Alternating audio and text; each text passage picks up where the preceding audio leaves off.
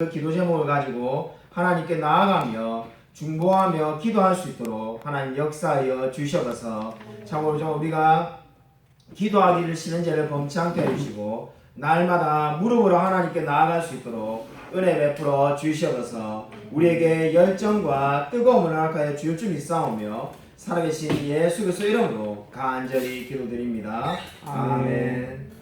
예, 성경 말씀 보도록 하겠습니다. 성경 말씀은 여호수아 22장 10절부터 20절까지입니다.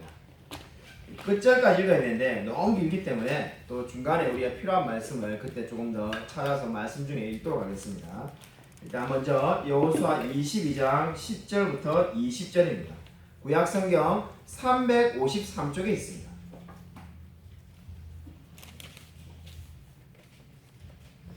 구약성경 353쪽 여호수아 22장 10절부터 20절까지를 제가 한 절, 성도님들이 한 절 교독하도록 하겠습니다. 여호수아 22장 10절부터 20절입니다. 구약성경 353쪽입니다. 르우벤 자손과 갓 자손과 므낫세 반지파가 가나안 땅 요단 언덕가에 이르자 거기서 요단가에 제단을 쌓았는데 보기에 큰 제단이었더라. 이스라엘 자손이 들은즉 이르기를 르우벤 자손과 갓 자손과 므낫세 반지파가 가나안 땅의 맨 앞쪽 요단 언덕가 이스라엘 자손에게 속한 쪽에 제단을 쌓았다 하는지라. 이스라엘 자손이 이를 듣자 곧 이스라엘의 자손의 온 회중이 실로에 모여서 그들과 싸우러 가려 하니라. 이스라엘 자손이 제사장 엘레아살의 아들 비나스를 길라 땅으로 보내어 르우벤 자손과 갓 자손과 므낫세 반지파를 보게 하되 이스라엘 각 지파에서 한 지도자씩 10지도자를 그와 함께하게 하니 그들은 각기 그들의 조상들의 가문의 수령으로서 이스라엘 중에서 천부장들이라.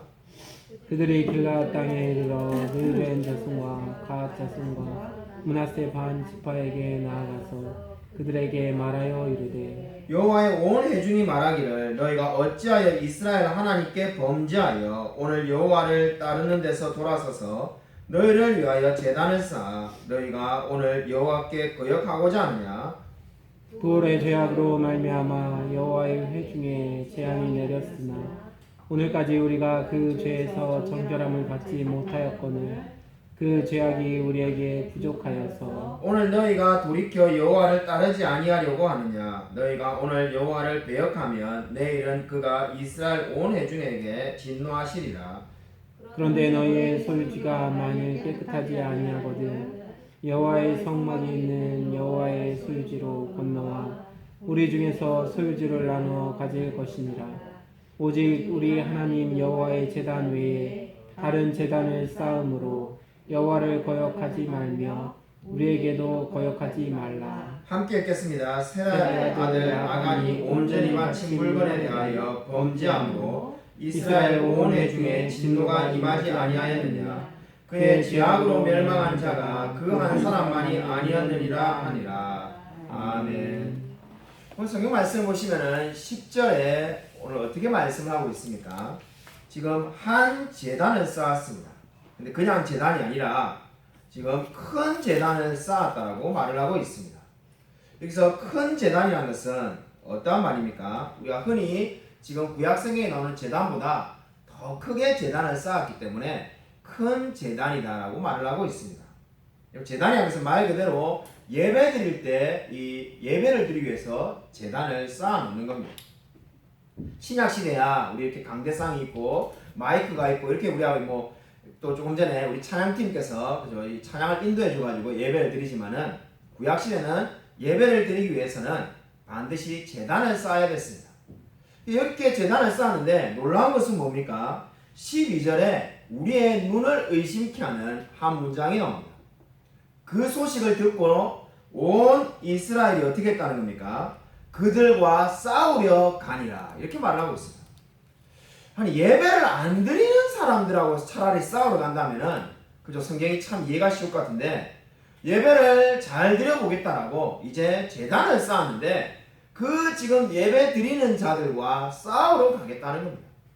아마 성경 읽다 보면은 내가 정말 그저 잘못 읽었나 이런 생각이 들 정도로 예배를 드리기 위해서 제단을 쌓았는데 그 제단을 쌓은 사람들을 대하여 지금 이스라엘 자손들이 전쟁을 치러 가겠다고 말을 하고 있습니다. 이런 한 제단을 세운 일이 다르게 말해서 큰 제단을 쌓은 것이 왜 이토록 잘못된 거다. 뭐가 도대체 문제가 있길래 여호와 하나님 앞에서 전쟁을 치르겠다라고 지금 선언하고 있는 겁니까? 그 말씀을 지금 이 말씀을 이해하기 위해서는 레위기 17장 8절과 9절을 반드시 이해해야만 합니다. 여러분 프린트본에 제가 다 나눠드렸습니다. 우리 같이 한번 한 목소리로 읽겠습니다. 네, 시작. 너는 꼭 그들에게 이르라. 이스라엘 집 사람이나 혹은 그들 중에 거류하는 검문 언제나 재물을 이르되 회막문으로 가져다가 여호와께 드리지 아니하면 그는 백성 중에서 끊어지리라. 여러분 이 지금 말씀이 무엇을 보여주고 있습니까? 하나님께 예배를 드리지 않고 다른 데 예배를 드리는 사람은 한마디로 이 이스라엘 백성들 가운데서 끊어지게 될 거라고 말을 합니다. 지금 이 이스라엘 백성들은 요단강에 한 제단을 쌓은 것, 큰 제단을 쌓은 것을 어떻게 이해한 겁니까? 이것은 하나님께 예배를 드린 것이 아니라 한마디로 말해서 우상 숭배라고 생각하고 지금 전쟁을 벌이려고 하고 있는 겁니다. 이 일이 얼마나 심각하게 느꼈냐면은 지금 이 일을 조사하기 위해서 세운 사람이 누굽니까? 비느하스를 세웠습니다. 여러분 비느하스가 어떤 사람입니까? 바로 이스라엘의 이 잘못된 것을 보고 그 열심을 가지고 이 사람들을 그저 죽이는데 앞장섰던 그러한 사람이었어요. 그래서 이 비느하스의 행동을 가지고 신약 시대에 오면은 예수님의 제자들 중에 열심당이 있었죠. 바로 이 열심당이 이 비느하스의 행동을 따라서 그들의 지금 가치를 가지고 나아갔던 자들이었습니다. 그런 비느하스를 지금 지금 진상조사단에 세운 걸 보면은 이 문제가 얼마나 심각한 문제였다는 것을 알 수가 있습니다. 여러분 우리가 우리가 읽어야 될 성경이 너무 길어서 읽지 않았는데 27절과 28절을 우리 같이 한번 읽도록 하겠습니다. 자, 우리 27절과 28절에 정말로 이렇게 조사하러 갔더니 그 제단을 쌓은 사람들이 어떻게 대답했습니까? 우리 27절 말씀, 28절 말씀을 같이 한 목소리 한번 읽겠습니다. 네, 시작. 우리가 여호와 앞에서 우리의 번제와 우리의 다른 제사와 우리의 화목제로 섬기는 것을 우리와 너희 사이에야 우리의 후대 사이에 증거가 되게 할 뿐으로써 너희 자손들이 후일에 우리 자손들에게 이르기를 너희는 여호와께 맡을 빚이 없다 하지 못하게 하려 함이라. 우리가 말하였거니와 만일 그들이 후일에 우리에게나 우리 후대에게 이같이 말하면 우리가 말하기를 우리 조상이 지은 여호와의 제단 모양을 보라. 이는 번제를 위한 것도 아니고 다른 제사를 위한 것도 아니라 오직 우리와 너희 사이에 증거 되게 할 뿐이라. 아멘. 지금 왜 이렇게 이 사태가 어떻게 됐는지 비느하스를 통한 조사가 이루어졌습니까? 그 이유는 아마도 우리가 추측컨대 이러한 비슷한 이야기가 우리 출애굽기 때 있었습니다. 모세가 시내산에 십계명을 받으러 올라가는 동안에 시내산 아래에서 어떤 예배가 벌어졌습니까? 금송아지를 만들어 가지고 거기서 막 예배를 드려 가지고 이 하나님의 진노를 샀습니다. 그래서 이 지금 큰 제단을 쌓은 것이 바로 그러한 것이 아닐까라고 찾아갔습니다. 그러자 그 제단을 쌓은 요단 동편에 있는 사람들이 어떻게 대답하였습니까? 이 요단 동편에 있는 사람들이 나중에 너희들은 받을 분깃이 없다라고 말을 들을 수 있기 때문에 그게 아니라 우리도 하나님의 백성이고 우리도 하나님의 편에 서 있다는 증거를 나타내기 위해서 제단을 쌓았다는 겁니다. 자기는 절대로 우상 숭배하려고 이것을 쌓은 것이 아니라 우리는 정말로 하나님을 사랑하는 사람이다라고 그렇게 고백을 하였습니다. 그리고 그 말을 듣고 난 다음에 30절을 보면은 30절 마지막에 그것을 다 좋게 여겼다라고 말을 하고 있습니다. 그래서 정말로 전쟁을 치를 뻔한 그 상황에서 전쟁이 하지 않고 이 지금 큰 제단을 쌓은 것이 결국 우상 숭배가 아니라 하나님께 드리는 예배다라고 이제 지금 판결을 내리고 있습니다. 여러분, 오늘 이 성경 말씀이 저와 여러분에게 주는 영적인 교훈이 무엇일까요? 진정한 예배가 무엇인지 지금 이스라엘 백성 안에서 계속 어떻게 된 겁니까? 논의하고 의논하고 기도하고 조사하고 그렇게 되었습니다. 실제로 우리 교회사 역사를 보면은 성경에는 어떻습니까? 예배를 이렇게 드려라는 정확한 지침이 없습니다. 그죠? 이 설교는 1시간을 하고 찬양 인도자는 30분을 찬양 인도하고 난 다음에 그죠? 뭐 기도는 2시간을 해라. 뭐 이런 식으로 되어 있는 게 없습니다. 우리 지난주에 여러분 설교를 들은 것처럼 제가 지난주에 직접 봤는데 우리 야표 목사님이 10시 반에 우리 예배인데 8시에 오셔가지고 8시에 오셔가지고는 중국에 줌으로 2시간 동안 예배 드린 것을 제가 이 본당에 앉아가지고 다 보았습니다. 목양실에서 제가 알아들을 수 없는 말이지만은 중국말로 얼마나 막 뜨겁게 찬양하고 설교하시는지 이 예배가 2시간이었어요. 그러니까 저 시편 찬양을 한 뭐 제가 정확하게 재본 건 아니지만은 한 20분 부르고 뭐 기도를 좀 하고 아마 설교가 거의 한 90분 한 것 같습니다. 그 긴 설교를 해가지고 이제 이 예배를 드렸는데 이 예배를 다 끝나고 난 다음에 제가 물어보니까 하시는 말씀이 한국에 와 계셔가지고는 그 예배가 짧은 예배였다는 거예요. 원래는 3시간씩 예배를 드리는데 2시간만 예배를 드렸다는 거예요. 자, 3시간씩 예배를 드린다고 하니까 우리 SMC 그 대학교 때 3시간씩 이 설교하던 이 간사님이 그때 떠올랐습니다.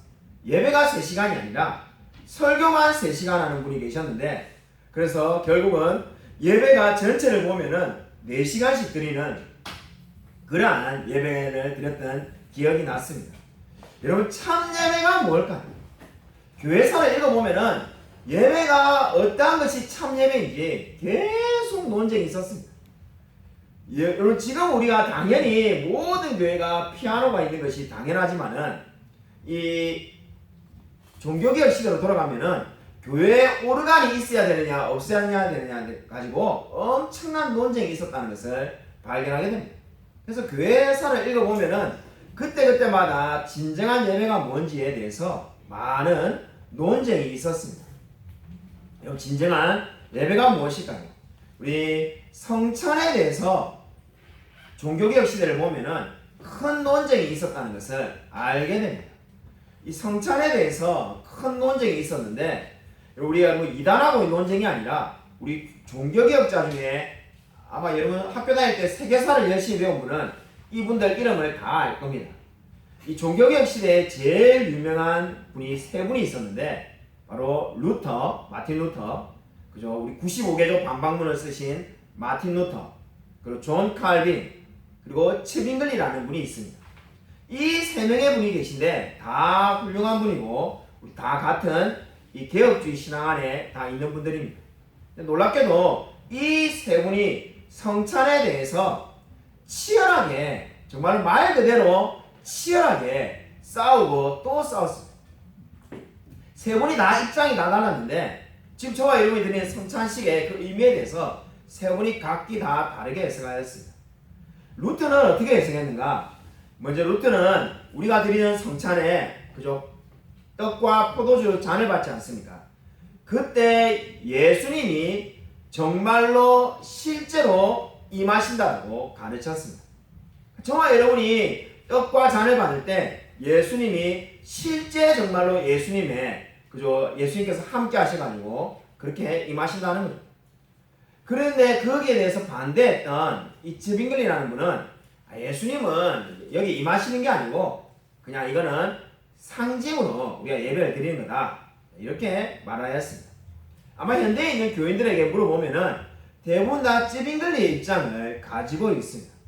근데 놀랍게도 우리는 그죠, 칼빈의 입장을 따르는 그죠, 이 개혁주의 교회인데 합신인데 목회를 하면서 물어보면은 그죠, 우리가 칼빈을 존경한다라고 다 이야기를 하지만은 실제로 가지고 있는 견해는 대부분의 성도님들이 다 츠빙글리의 견해를 가지고 있습니다. 성찬이 어떤 의미입니까 하면은 그냥 기념하는 거죠. 그냥 이 예수님을 이제 이렇게 죽으시고 십자가에 부활한 걸 기념하는 거지 뭐가 돼 있겠습니까? 다 이렇게 이야기합니다. 그러한 말이 바로 쯔빙글리의 견해가 되겠습니다. 놀라운 것은 존 칼빈은 양쪽의 견해를 다 인정하지 않았습니다.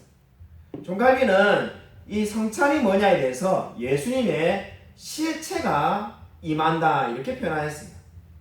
실체가 임한다는 게 뭘까요? 그것은 바로 물질적으로 임할 수도 있고 영적으로도 임할 수 있다 해가지고 이 두 가지 견해를 그러니까 루터와 쯔빙글의 견해를 다 인정하지 않았습니다. 왜 인정하지 않았냐면은 먼저 루터의 견해는 예수님이 육체적으로 오신다고 그랬는데 예수님의 육체는 십자가에 돌아가시고 난 다음에 저 하나님의 우편에 앉아 계시기 때문에 육체가 오는 것이 아니라는 거죠. 그러면 이게 그냥 이것이 상징이지 않느냐, 하나의 그냥 기념이지 않느냐라는 쯔빙글의 견해에 대해서도 칼빈은 반대하였습니다. 칼빈은 영적으로 임한다는 말을 계속적으로 강조합니다. 영적으로 임한다는 게 뭔가? 바로 예수님께서 우리의 마음 가운데 함께 하셔가지고 정말로 예수님께서 이 성찬 가운데 본질적으로 임하신다라고 말을 하였습니다. 그래서 이 세 가지 견해가 각각 다르게 다 있었습니다.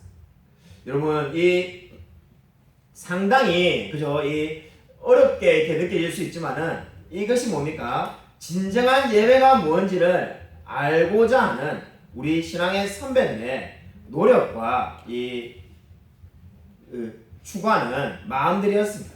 그럼 정말로 진정한 예배가 무엇일까요? 자, 말씀을 준비하면서 예배에 대해서 막 생각을 해보니까는 제가 그죠 처음에 신학을 가가지고 이 남서울 평촌교회 가서 이 새벽기도 드리는 때가 떠올랐습니다. 제가 처음에 이제 전도사가 돼가지고 얼마나 설교하고 싶었겠습니까? 근데 기회를 잘 주지는 않는 겁니다. 그래가지고 이 교육자들이 여러 명 있으니까 제게 드디어 새벽에 설교할 수 있는 기회가 왔습니다. 그래서 설교를 이렇게 하는데 자 지금도 처음 그리고 두 번째, 세 번째 설교했던 때가 다 기억이 납니다. 새벽에 설교를 하는데 그 당시에 이 남서울 평촌교회 이 새벽기도 드리는 분이 한 20명 정도 됐는데 그 중에 이 청년들이 이 여자 청년이 4명이 와가지고 새벽기도를 드리더라고요. 그래서 이 다 좀 나이가 드신 분들이 한쪽에 앉아 있는데 청년들이 앉아 있으니까 그런갑다 이렇게 했습니다. 그래서 이 나중에 이제 보다 보니까는 우리 지금 이제 결혼을 해가지고 사모가 돼 있는 우리 박정 사모가 보니까 마음에 드는데 뭐 어떻게 말할 수 있는 기회가 없지 않습니까? 새벽기도를 마치고 난 다음에 말을 걸 수도 없고 새벽기도를 마치고 난 다음에 가만히 보니까는 이 4명 중에 3명이 교회 앞에 있는 이 편의점에서 그죠 자기들끼리 이렇게 이제 아침같이 뭐 간단하게 먹고는 출근하는가 봐요. 제가 그게 참 끼고 싶은 마음이 많은데 도저히 어떻게 그죠 이거 전도사님이 자기가 이렇게 새벽기도 막 설교하고 기도 막 인도하고 뭐 이래놓고는 그죠 이게 막 새벽부터 이 여자 청년들이 3명 앉아 있는데 그게 막 다가가서 그죠 이 소위 말하는 막 작업을 걸 수도 없고 그게 어쩔 줄 몰라가지고 이 마음은 있는데 이 방법은 없고 제가 이렇게 참 끙끙 앓고 있었어요. 근데 정말로 어느 날 이 새벽기도 이렇게 예배를 드리고 이제 나가는데 교회에서 이렇게 그 교회도 그 당시에 상가에 있었습니다. 상가 1층에 이렇게 나가면은 그 상가 맞은편에 편의점에 이렇게 늘 새벽기도 드리는 그 4명의 자매 중에 3명이 늘 그 앉아가지고 이 밥을 먹는 자기들끼리 뭐 이렇게 김밥 같은 걸 사 먹는데 그 중에 한 청년이 우리 박정사모 말고 다른 분이 갑자기 저게 이 전도사님 와서 같이 이렇게 드시자고 이래가지고 그때 얼마나 감사하든지 그래가지고 정말로 기회가 왔다 이렇게 제가 생각하고 정말 그것이 기회가 돼가지고 결혼하게 되었습니다. 자 이렇게 설교 준비를 하면서 예배에 대해서 막 곰곰이 생각했는데 이 결론이 그죠 이게 결국 이렇게 저렇게 생각하나 연애가 이야기가 나와가지고 이게 참 이게 사람이 그죠 이게 뭘 생각하는지 결론이 이상한 쪽으로 가구나 이런 생각을 해보게 되었습니다. 여러분 예배가 뭘까요? 진정한 예배가 뭔지 더우시면 에어컨을 트시기 바랍니다. 진정한 예배가 뭔지 제이시 라일이라는 분이 이렇게 말을 했습니다. 여러분 진정한 예배가 뭔가? 제이시 라일이라는 분이 약 100년 전에 사셨던 영국의 유명한 목사님인데 참된 예배는 반드시 네 가지가 있어야 된다고 말하였습니다. 첫 번째 참된 예배는 합당한 대상에게 드리는 예배라는 겁니다. 진정한 예배가 뭔가? 합당한 대상에게 예배를 드리라는 거죠. 우리가 많은 이단들을 왜 이단이라고 말을 하는가? 합당한 대상에게 예배를 드리고 있지 않다는 겁니다. 진정한 예배는 하나님께 예배를 드려야 된다는 거죠. 다른 대상에게 예배 드리는 것은 시간 낭비일 뿐만 아니라 하나님이 보시기에는 가증한 것이라는 겁니다. 오늘 지금 여호수아에서 나온 물론 이제 잘 이야기가 마무리되었지만은 처음에 전쟁을 치르려고 했던 이유가 뭡니까?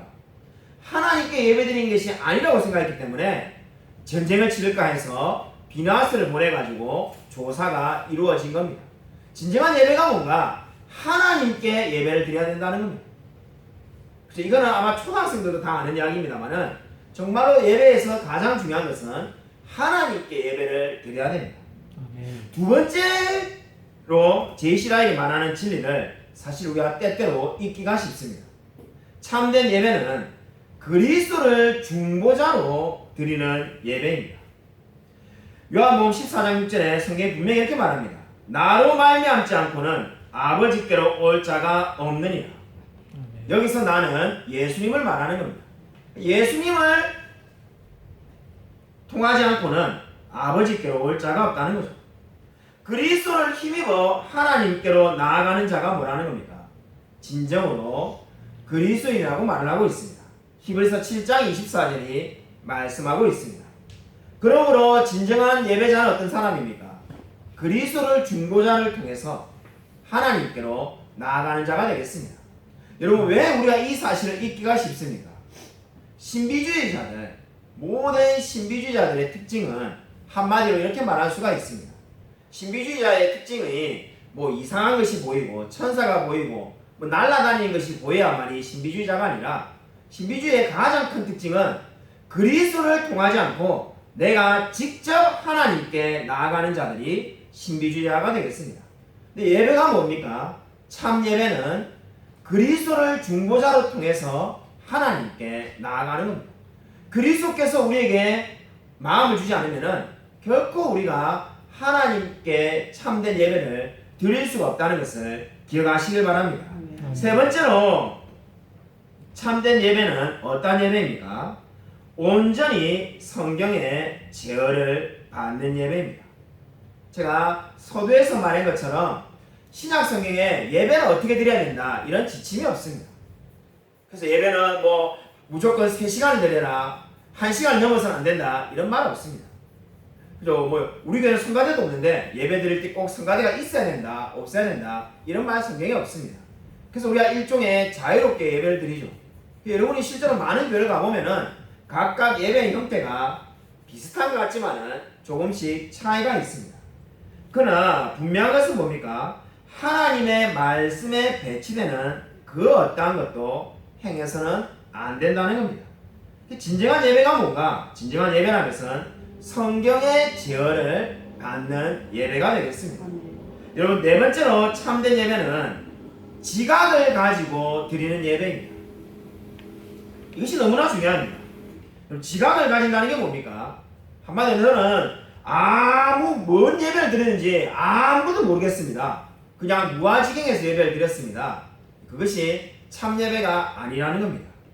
안타깝게도 우리가 많은 성도님들은 무지한 것이 경건의 어머니다라고 생각하는 분들이 많습니다.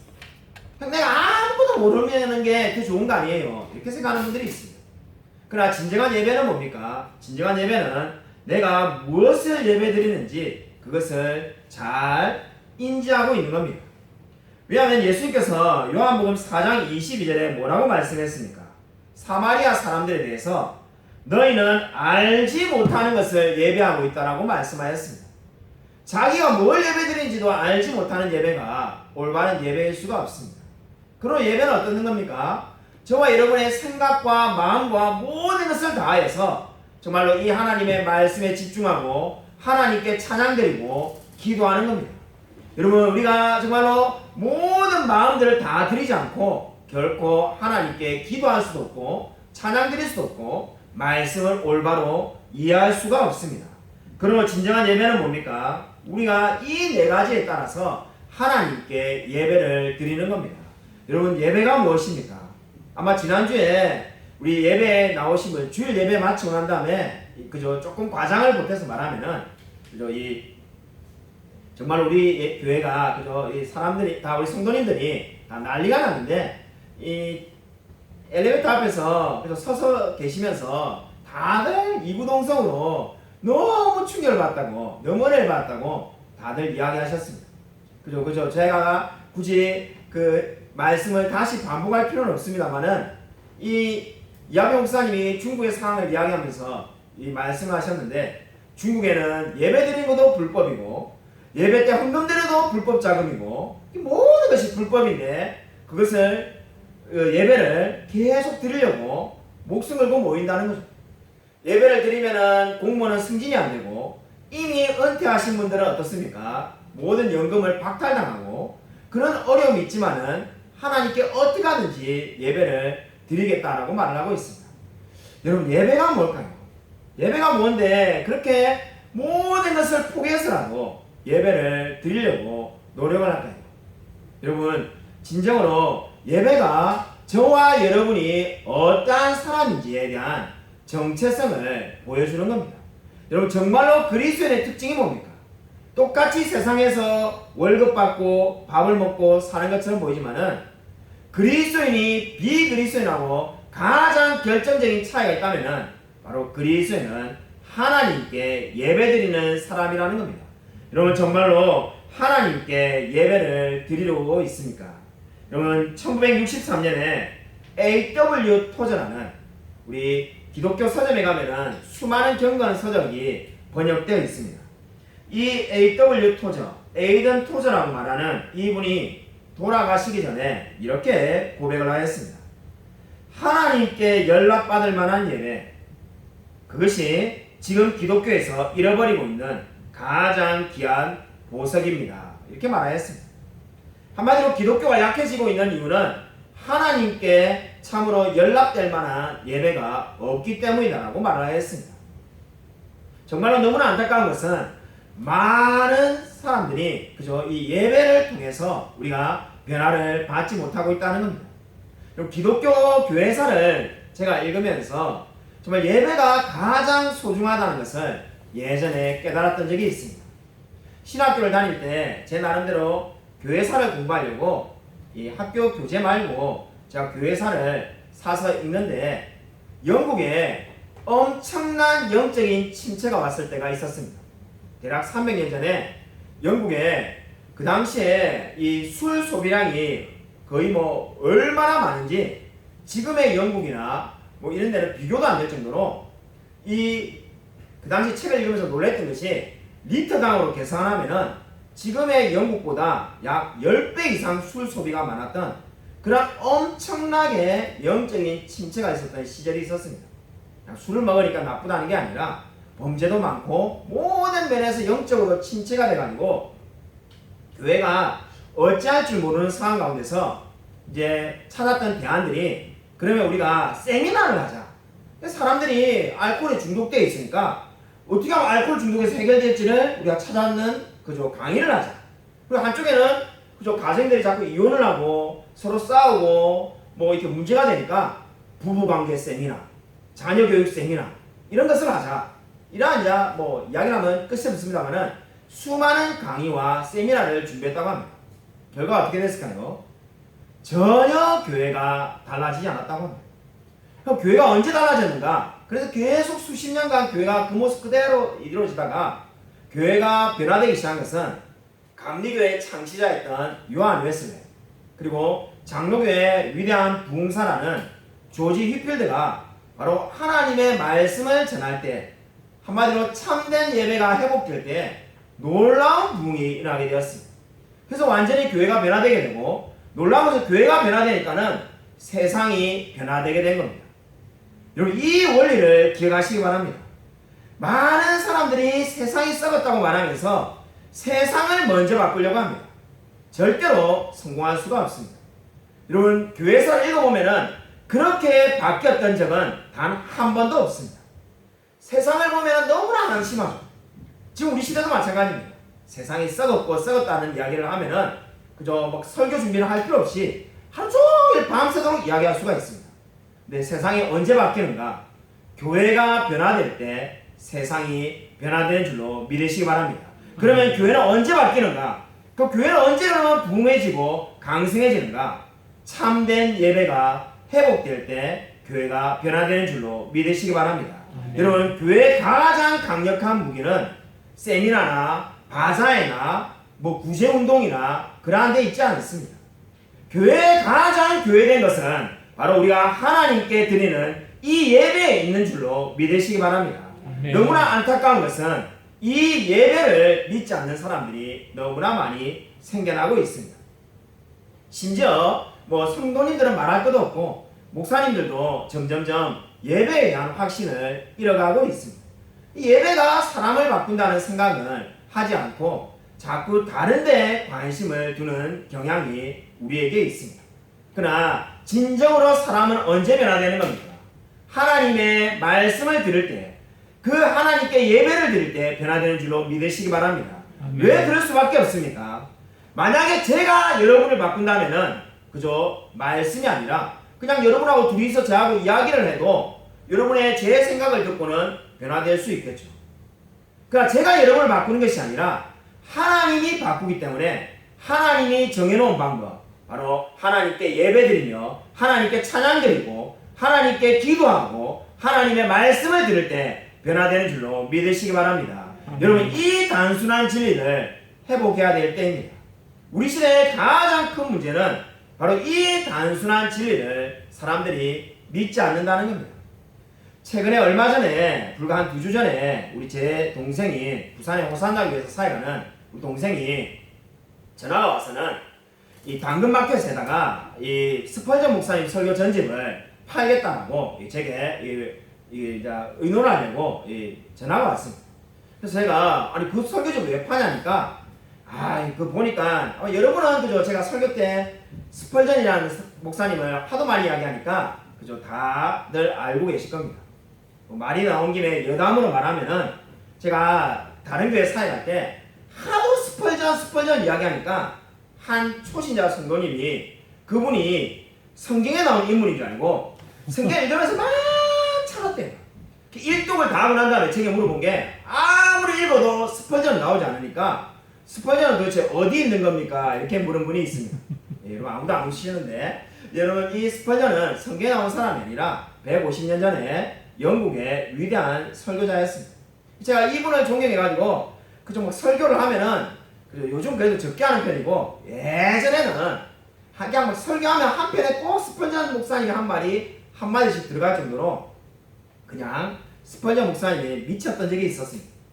그렇게 이제 저는 좋아하지만은 우리 동생이 그 스펄전 전집을 제가 사라해가지고 다 사서 읽어봤는데 설교 때 전혀 언급이 안 되고 본인이 보기에는 별 가치가 없다 해가지고 이 당근마켓에 판다는 거예요. 그래서 제가 팔지 말라고 한참을 이야기했습니다. 이 설교집이 너무나 귀한데 네가 언젠가는 그것이 보완하는 것을 알게 될 때가 있을 거다. 그래서 제가 말했던 기억이 납니다. 여러분, 이 하나님께 드리는 예배가 왜 소중할까요? 여러분, 지금 드리는 이 예배는 영원히 다시 돌아오지 않습니다. 물론 우리가 오늘 은혜를 많이 받았다면은 다음 주도 은혜를 많이 받을 수 있고 다다음 주도 은혜를 많이 받을 수 있지만은 이 예배는 다시금 돌아오지 않습니다. 여러분, 예배가 얼마나 소중할까요? 저는 정말로 늘 제가 수도 없이 많은 사람에게 이야기를 했는데 저를 강사로 어느 교회에 초빙을 하면은 그저 뭐 제가 중국 심천에 가든 아니 제 친구 목사님 교회 몇 번 뭐 제가 설교하러 가면은 저는 늘 하는 이야기가 있습니다. 사실 거의 어딜 가든지 이 이야기는 거의 모든 교회에서 다 했던 것 같습니다. 그 이야기가 뭐냐면은 제가 경험했던 참된 예배를 제가 그분들에게 말씀을 늘 드리곤 합니다.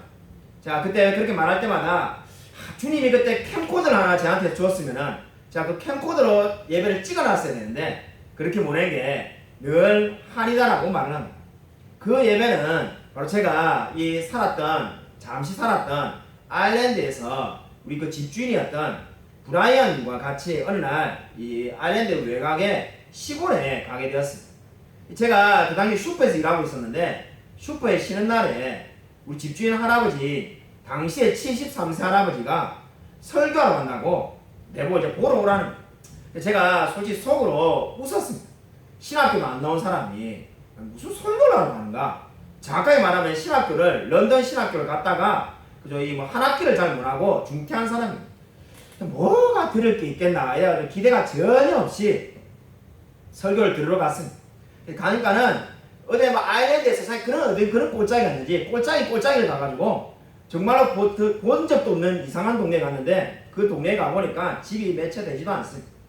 거기에 한 집에 여러 명이 모여가지고 이제 예배를 드리는데 보니까는 이분들이 이렇게 예배를 드리는데 이 브라이언이 이제 올라와서 이제 설교를 하는 거죠. 설교를 하기 전에 이미 찬양을 드리는데 찬양 드리면서 다 울고 있어요.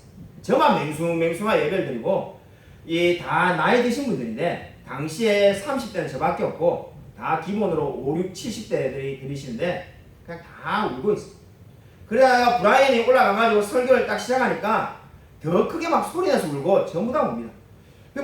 뭘 말을 해야 은혜가 돼가지고 울 건데 그냥 뭐 별 말을 한 게 아니라 그냥 말 그대로 설교를 시작하기만 했는데 마치 무슨 바울이 와서 설교하는 것처럼 다 울고 있어요. 자, 너무 놀래가지고 도대체 어떻게 설교를 하면은 그래서 저는 한국에서 막 설교를 준비해가지고 10시간, 20시간 준비해서 설교해도 정말로 한 분이 울까 말까 한데 그죠? 우는 분을 거의 뭐 몇 번 본 적이 없는데 아니 어떻게 설교를 시작하니까 벌써 이미 막 다 울고 젖병 다 울고 있는 거예요.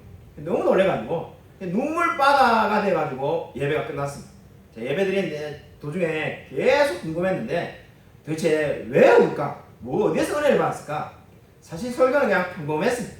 내가 보기 평범한데 대단한 설교가 아닌데 왜 울까? 이래서 물어보니까는 자기들이 그 너무 시골에 목사님이 없어가지고 그분들끼리 늘 매주 집집마다 돌아가면서 어느 집에 모여가지고 그렇게 예배를 드리신다는 거죠. 그래서 서로 이렇게 성경 읽고 찬양하고 예배를 드리는데 브라이언이 와서 이렇게 설교를 이렇게 해주는데 이렇게 설교자가 와가지고 예배를 드린 게 벌써 1년이 훨씬 넘었다는 거죠. 그러니까 무려 1년 만에 1년이 넘는 기간 만에 설교자가 서서 설교를 들으니까 벌써 그 사실 자체가 이미 감동이 넘치는 거죠. 그래서 제가 그 말 듣고 너무나 놀랐어요. 그래서 근데 더 이분들이 울었던 것은 그 다음번에 이제 누가 와서 설교할지 기약이 없다는 거죠. 정말로 마음이 얼마나 아프든지 제가 막 진짜 주님이 제게 영어만 잘하게 해주셨으면은 내가 진짜 설교를 매주 해주고 싶다는 마음이 들 정도로 이 설교를 해줄 사람이 없다는 거죠. 자기들끼리 계속 예배를 드리다 보니까는 정말로 하나님의 말씀이 얼마나 소중한지 알게 됐다는 거죠. 그래서 그분들이 제게 이렇게 말했습니다. 한국에서 왔다니까 한국에 교회가 많죠. 그렇게 말하였습니다. 많다고 하니까는 그렇게 많은 교회가 있고 많은 선교가 있는 것이 정말로 소중한 겁니다라고 말씀을 해주었습니다. 여러분 정말로 우리가 드린 예배가 얼마나 소중한지 모릅니다. 정말 우리가 생각할 때는 예배가 얼마나 많습니까? 매일 새벽 기도를 드리고 금요기도회가 있고 주일 예배가 있고 또 예배가 끝나고 나면 성경 공부 순모임 그죠? 뭐 아니면 교리 공부 넘치게 많습니다. 그 마음만 먹으면 유튜브로 대한민국의 유명한 목사님의 설교를 얼마든지 들을 수 있습니다. 근데 왜 우리는 영적으로 이렇게 연약할까요? 제임스 패커라는 우리 시대의 가장 뛰어난 목사님은 이런 말을 하였습니다. 그분이 수많은 시대의 그리스도인들에 대해서 연구를 했는데 그분이 전문가죠. 청교도 전문가신데 우리 시대가 영적으로 가장 작은 난장이와 같다라고 말을 하였습니다. 수많은 시대의 사람들을 보니까는 우리 시대는 정말로 영적으로 난장이라는 거죠. 놀라운 게 뭡니까? 우리 시대만큼 성경을 구하기 쉬운 시대가 없습니다. 그죠? 이 영국 성서공회를 세우게 만든 메리 존슨의 이야기 제가 예전에 했죠. 30km를 걸어가지고 돈을 모아가지고 그죠? 이 파출부로 1년에 돈을 모아가지고 성경 창문 사려고 했는데 성경이 없으니까 울었던 시대가 불과 170년 전입니다. 170년 전만 해도 성경 살려면은 1년 동안 돈을 모아야 되고 그래서 겨우 사러 가도 성경이 있을까 말까 한 시대가 있었습니다. 근데 우리 시대는 성경이 집집마다 몇 권씩 있습니다. 그리고 유튜브로 설교를 아무 때나 들을 수가 있습니다. 그 제가 봤던 아일랜드와 같은 그런 상황에 있는 대한민국의 교회는 아무 데도 없습니다. 근데 왜 우리는 영적으로 이렇게 가난할까요? 그 이유는 우리가 참된 예배를 드리고 있지 못하기 때문입니다. 정말로 예배에서 내 모든 마음을 드리고 하나님을 만나지 못하고 있기 때문에 우리가 영적으로 가난한 사람이 될 수밖에 없습니다. 여러분, 우리 시대에 우리에게 가장 필요한 것이 무엇이겠습니까? 예배를 회복하는 겁니다. 정말 오늘 이들은 이 예배가 너무나 소중하고 나의 삶은 이 예배에 모든 것이 달려있다고 믿으시기 바랍니다. 여러분, 예배를 가장 최우선적으로 여기시길 바랍니다. 여러분, 이 예배보다 더 소중한 것이 우리에게 없습니다. 왜 그렇습니까? 우리가 하고 있는 모든 것들은 다 사라지게 될 겁니다. 내가 입고 있는 옷도 사라질 것이고 우리의 직장도 영원하지가 않고 심지어 우리의 이 삶, 이 모든 것들이 다 사라질 수밖에 없습니다. 근데 영원히 남는 것은 예배입니다. 그냥 우리가 천국에 가서도 영원히 하나님께 예배를 드리기 때문입니다. 여러분, 영원한 것은 예배밖에 없습니다. 이 세상의 모든 것은 다 일시적으로 잠깐 있는 것이고 영원히 계속될 것은 하나님께 드리는 예배밖에 없다는 것을 기억하시길 바랍니다.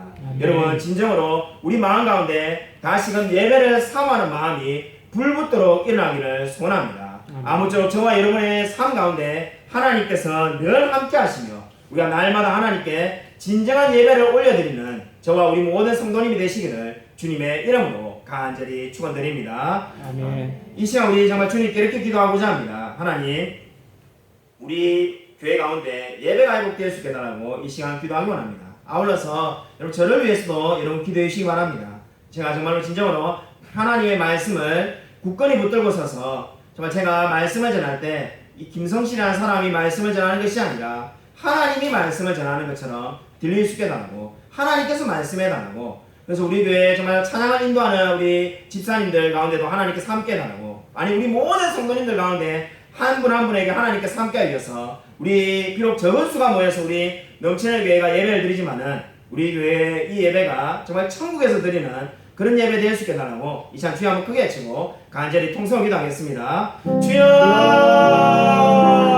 하나님 아버지 감사를 드립니다. 하나님 아버지 함께 해줘서 주여 우리가 정말 진정으로 하나님께 예배 드릴 수 있도록 아버지 도와주셔서 우리가 정말 신령과 진정으로 예배 드리며 나아갈 수 있게 되는 겁니다. 우리 정말 영적으로 회복되어지고 합니다. 하나님께서 아버지 함께 해주셔서 날마다 정말 주님을 의지하며 나아갈 수 있도록 아버지 도와주셔서 하나님 은혜 베풀어 줄 수 있습니다. 도와주셔서 하나님 변화받게 되어지고 합니다. 주님 아버지 함께 해주셔서 매 순간순간이 정말 주님께 모든 것이 정말 저희 달려있는 걸 알고 정말 우리 모든 삶을 하나님께 맡길 수 있게 되어지고 합니다. 특별히 정말 예배에 정말 우리가 모든 것을 드릴 수 있도록 아버지 도와주셔서 우리의 인생이 정말 주님께 달려있어야 합니다. 하나님 아버지 정말 우리가 날마다 찬양드리며 기도하며 말씀 듣고 나아갈 수 있도록 아버지 도와주셔서 하나님께서 함께하여 주실 줄 믿습니다. 우리 교회가 정말 예배가 살아있는 그런 교회 될 수 있도록 아버지 도와주셔서 예배를 통해서 변화받게 되리고 합니다.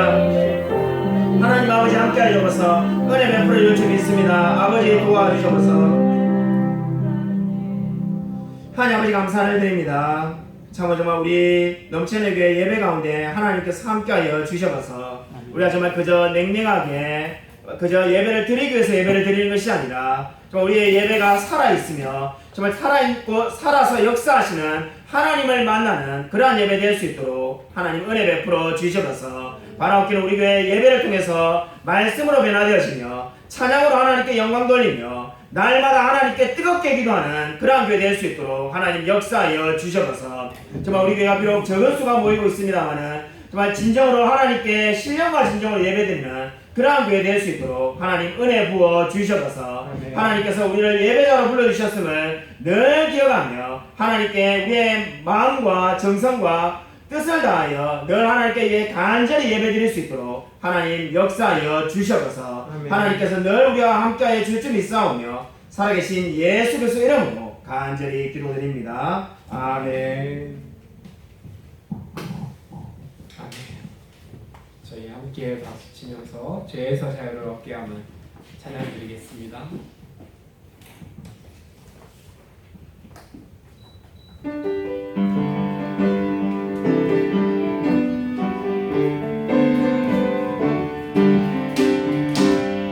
죄에서 자유를 얻게 하는 보혈의 능력 주의 보혈 시험을 이기는 승리되니 참 놀라운 능력이로다 주의 보혈 능력이 또다 주의 피 믿음으로 주의 보혈 그 어린 양이 매우 기중한 피로다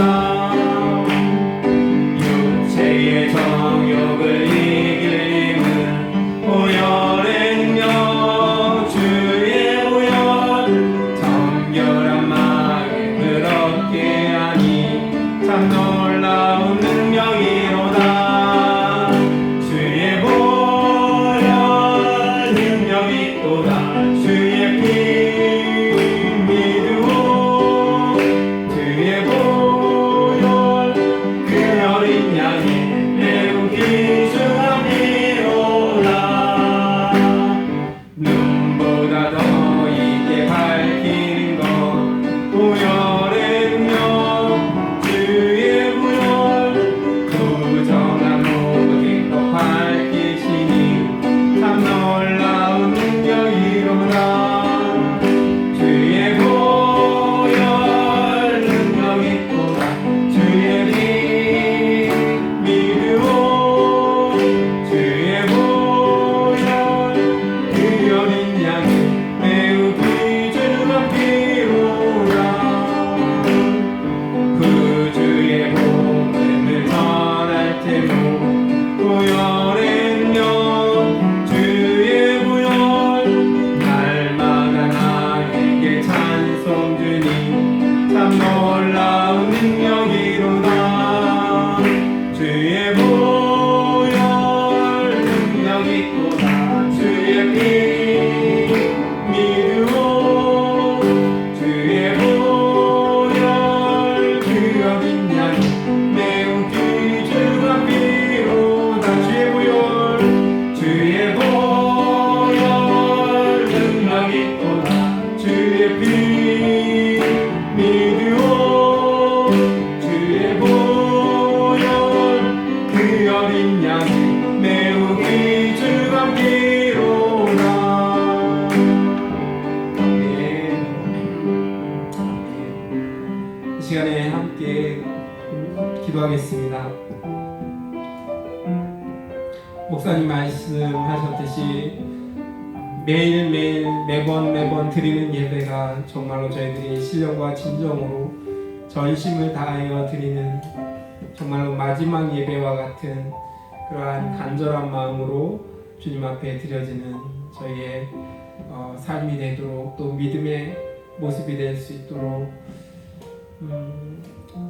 그리고 이 자리에 안 계신 저희 사랑하는 성도님들 어느 곳에 있든지 예배의 전을 기억하게 하여 주시고 예배를 최우선순위에 둘 수 있는 그러한 삶이 되게 해달라고 이 철야 예배도 넘치고 또 주일 예배도 이 빈자리들이 차고 넘칠 수 있는 그러한 부흥의 한 해가 되게 하시고 또 하나님을 만나는 영혼들이 더욱더 많아지게 해달라고 이 시간에 주여 삼창하신 후에 주님 앞에 기도하겠습니다. 주여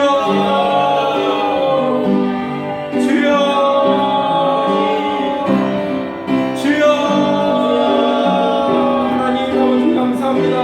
하나님 정말로 저에게 이렇게 자유롭게 예배드릴 수 있는 은혜를 허락하여 주셔서 감사합니다. 장소를 주시고 시간을 주시고 아버지 여러가지 여건을 허락하여 주시는 주님 감사합니다. 저희 사랑하는 모든 성도님들이 주의 전에 나와서 함께 예배드릴 수 있는 은혜를 허락하여 주시옵소서. 결단하게 하여 주시옵소서. 예배를 붙잡는 그러한 악한 사탄 물리쳐 주시고 아버지 하나님 주일 예배 모두 많은 이들이 나와서 예배드릴 수 있도록 도와주시옵소서. 아버지 하나님 윤대호 집사님, 윤영미 집사님, 유선석 집사님도 함께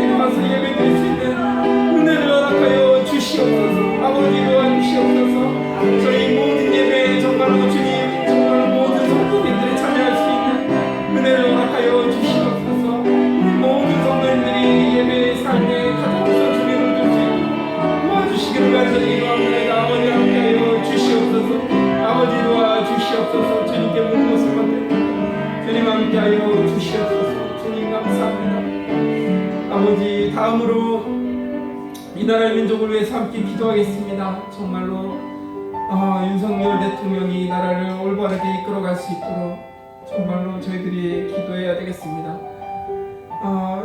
정말로 건진법사 같은 그런 아버지 하나님, 정말로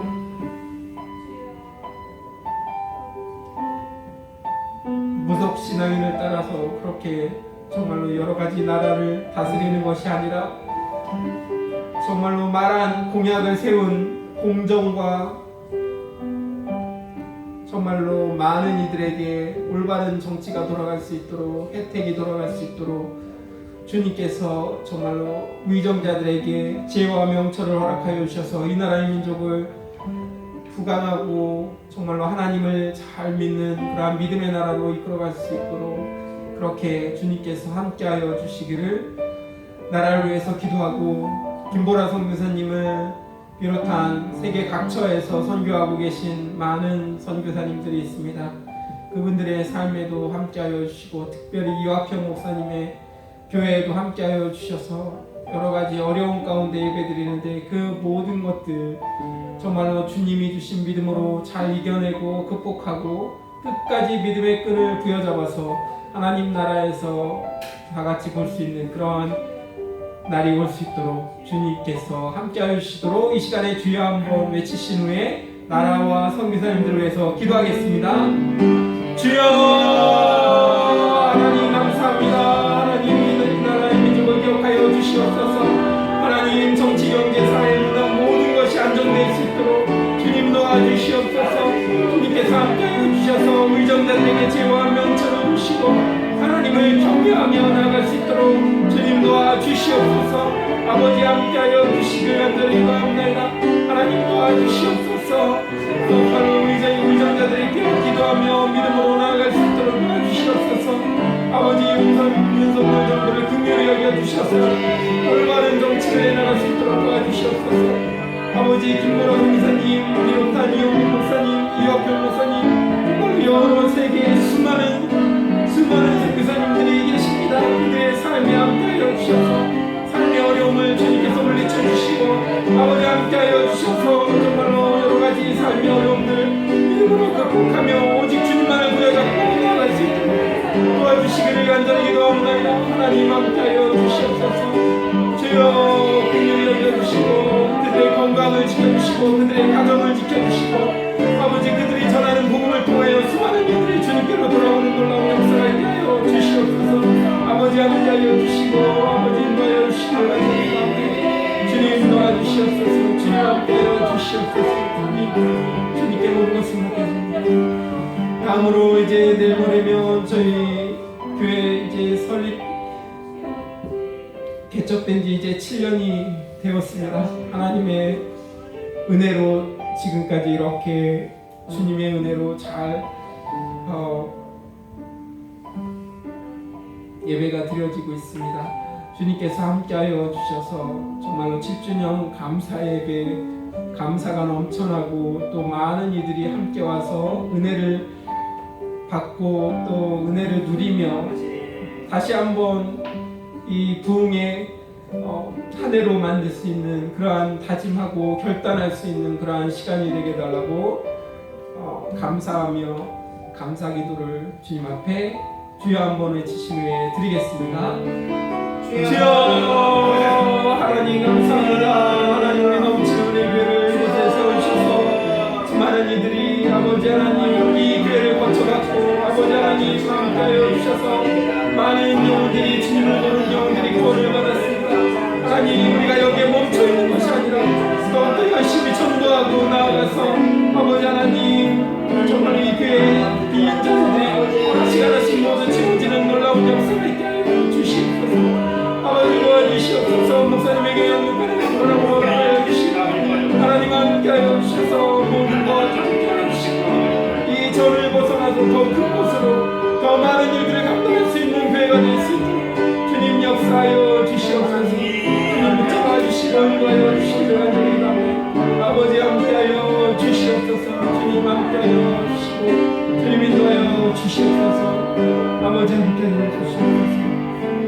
끝으로 저희 사랑하는 많은 성도님들 가정 위에 삶 위에 정말로 가정이 복음화되어지고 또 경제적으로 어려운 지체들이 없게 하여 주시고 또 건강에 어려움이 있으신 지체들이 온전히 회복되어지는 그러한 놀라운 역사가 있게 하고 또 예배에 멀어진 그러한 저희 성도님들 예배를 회복할 수 있는 그러한 은혜를 허락하여 주셔서 정말로 저희 예배의 전이 차고 넘치고 주님 앞에 모든 영혼들이 나와서 함께 감사하며 예배를 드리는 그러한 저희 모든 성도님들이 되게 달라고 이 시간에 주여 한번 외치신 후에 그리고 또 각자 기도할 제목들 가지고 오신 기도 제목들 위해서 기도하고 목사님께서 마친 기도로 마치겠습니다. 주여 하나님 아버지 감사합니다. 하나님 저희 사랑하는 성도님들 삶 가운데 함께 주셔서 아버지 하나님 건강을 지켜주시고 아버지 경제적으로 어려운 지체들이 있으니까 하나님의 회복 시켜주시옵시고 무엇보다도 예배를 회복시켜주시길 간절히 기도합니다. 하나님 우리 성도님들 한 분 한 분 긍휼히 여겨주시고 정말 그들의 각 가정을 만드는 주님께서 세워주시고 믿지 않는 남편 믿지 않는 부인 주님께서 모든 믿음의 가정으로 삼아주시고 아버지 하나님 정말 구원받는 놀라운 역사가 있게 하여 주시옵소서. 아버지 함께하여 주시옵소서. 주님 도와주시옵소서. 김민석 공동님 가정을 긍휼히 여겨주시고 하나님 김서영 공동님 가정을 긍휼히 여겨주셔서 아버지 하나님 남편분들 이미 아직 선택한 남편분들 모두 주님께로 돌아오는 놀라운 역사가 있게 하여 주시옵소서. 하나님 함께하여 주시옵소서. 예배와 멀어진 우리 류성덕 집사님 이대호 집사님 김영미 집사님 아버지 하나님 이들 기억해 주시고 모두 함께 나와서 예배드릴 수 있도록 도와주시옵소서. 해석이도 주님께서 지켜주시고 아버지 함께하여 주셔서 저희 모두가 회복될지는 놀라운 역사가 있게 하여 주시옵소서. 주님 감사합니다. 주님 감사합니다. 주님 감사합니다. 아버지 정말 매일매일의 삶 가운데 주님 동행하여 주시길 감사합니다. 아버지 도와주시옵소서. 도와주시옵소서. 주님께 모든 마음 맡겨드리고 주님 감사합니다. 하나님 아버지 감사를 드립니다. 우리가 이렇게 기도에 나올 수 있게 해주시면 감사를 드립니다. 오늘 우리가 말씀을 드린 것처럼 예배를 소중히 여길 마음이 넘쳐날 수 있도록 은혜 베풀어 주셔서 우리의 신앙이 매너리즘에 빠져서 정말 딱딱해지는 것이 아니라 날마다 샘솟는 기쁨 가운데 예배드리며 예배의 감격이 넘쳐날 수 있도록 은혜 부어 주셔서 바로 우리 넘치는 교회 이제 7년이 되었습니다. 설립 7주년 동안 하나님께서 함께 해주심을 감사를 드립니다. 우리 성도님들이 이렇게 여러 명이 함께 모여서 한 공동체를 이루게 해주시면 감사를 드립니다. 바로 정말 앞으로도 늘 뜨겁게 예배드리며 날마다 정말 하나님께 말씀으로 정말 나아가며 우리의 삶으로 하나님께 영광 돌리는 그러한 교회 될 수 있도록 은혜 베풀어 주셔서 늘 기도에 힘쓰며 전도하기 힘쓰는 그런 교회 되어지기를 소원합니다. 하나님 바라옵기는 우리 금요기대를 통해서 정말 우리가 변화되어지기를 소원합니다. 비록 늦은 시간마다 모이지만은 정말 이 금요기대에 나오는 우리 성도님들 가운데 하나님께서 은혜 베풀어 주셔서 우리가 정말 육신이 피곤하실 수밖에 없는 이 시간이지만은 우리가 정말 힘을 다해서 기도하며 정말 하나님께 아뢰며 우리가 가지고 있는 수많은 기도 제목들로 정말 주님께 기도할 수 있도록 하나님 함께하여 주셔서 그래서 우리의 육신은 비록 피곤하다 할지라도 우리의 영혼에 늘 정말 살아 역사할 수 있도록 하나님 함께하여 주셔서 주님께서 정말 늘 우리의 삶 가운데 동행하여 주실 줄 믿사오며 살아계신 예수 그리스도 이름으로 간절히 기도드립니다. 아멘.